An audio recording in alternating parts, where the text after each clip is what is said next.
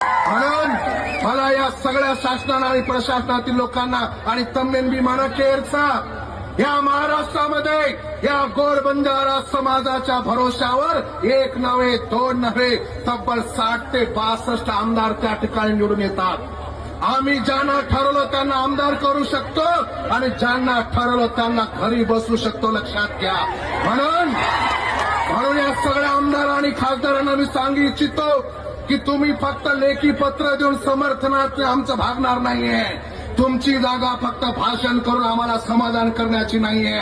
तुमची जागा मंत्रिमंडळात आहे. तिथे तुम्ही आमच्या मागणी लावून धरून तिथे आमच्या मागणीसाठी तुम्ही झगडलं पाहिजे. तिथे आमची मागणी तुम्ही मागितली पाहिजे. ज्या वेळेला हे आमदार आपली मागणी मंत्रिमंडळात मांडतील, ज्या वेळेला हे खासदार आपली मागणी संसद भवनामध्ये मांडतील, त्यावेळेला आपण समजू हे आमचे आमदार आमचे